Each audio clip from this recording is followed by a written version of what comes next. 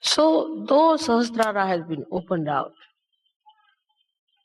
so many years back, still we have some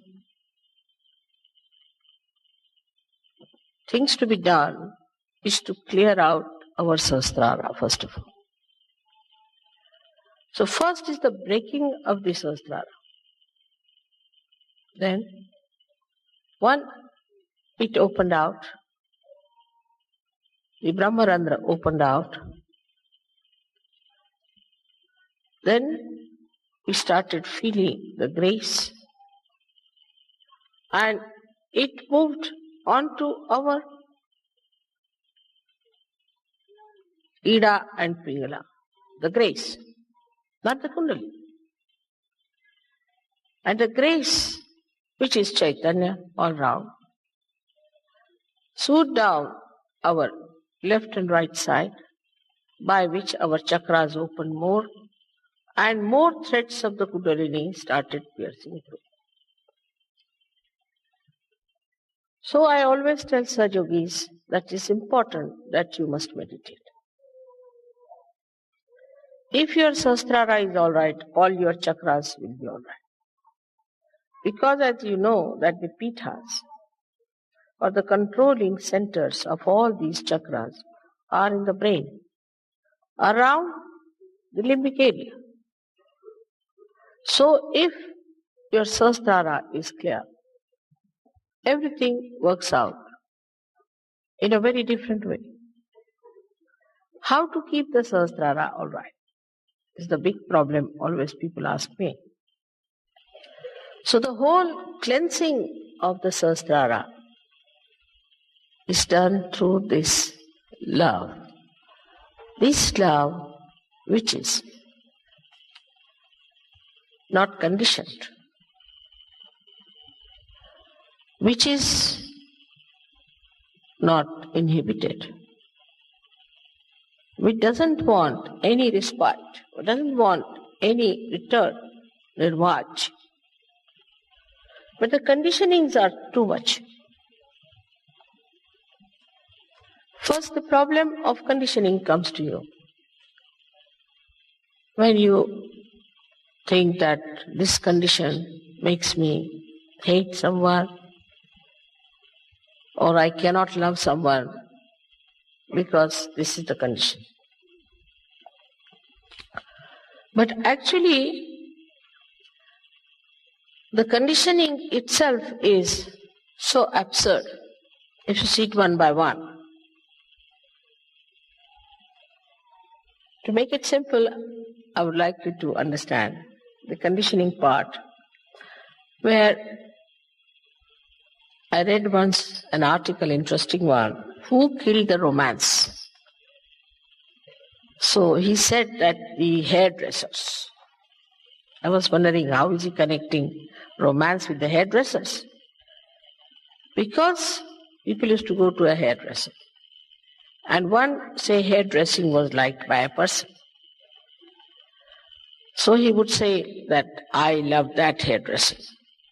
Now supposing his fiancée or his wife wore another type of hairdressing, because every day new things happen, then immediately the husband would say, oh, I hate you because of your hairdressing. Because he loves one type of hairdress, that's why he loves. Otherwise, if you have another hairdress, you hate it. I don't like it.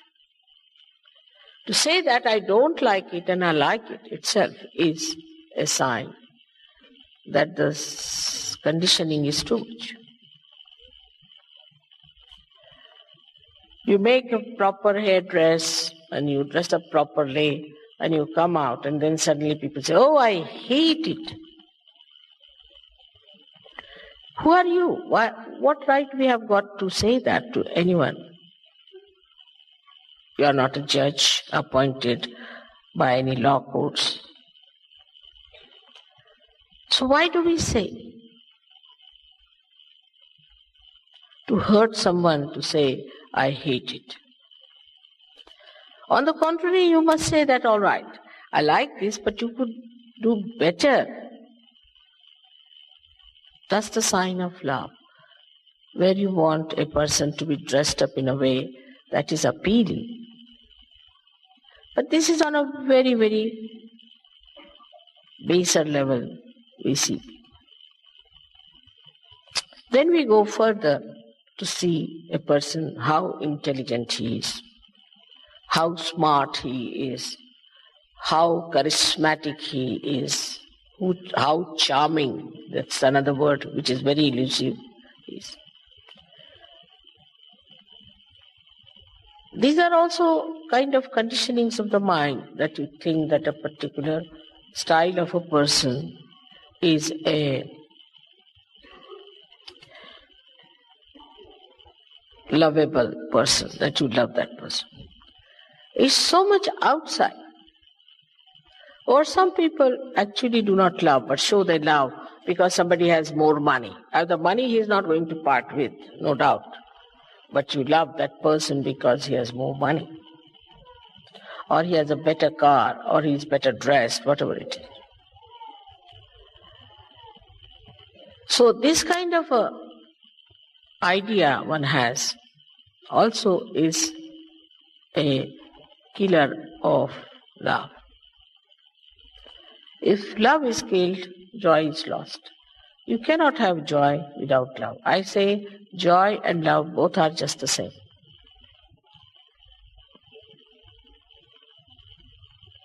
Then it gets even subtler and subtler and subtler. Then we start, say, loving our own children. That's very common. I mean, of course, also some people don't even love their children. I mean, there are all kinds. See. But then they go on, this is my child, this is my child, this is my child.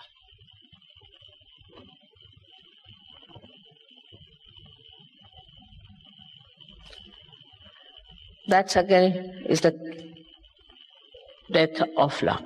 As I told you before, the sap of the tree rises, goes to every fruit, goes to every leaf, goes to every part, and comes back. It's not attached. If you are attached to one part or to one flower because it is more beautiful, then the tree will die and the flower will also die. So that's the death of the love. So you have to have love which doesn't get entangled or attached. Every time I tell like this, they say how to do it. The love of the spirit is of that kind. Love of conditioned mind is different. A conditioned mind can love in a limited way because it is conditioned.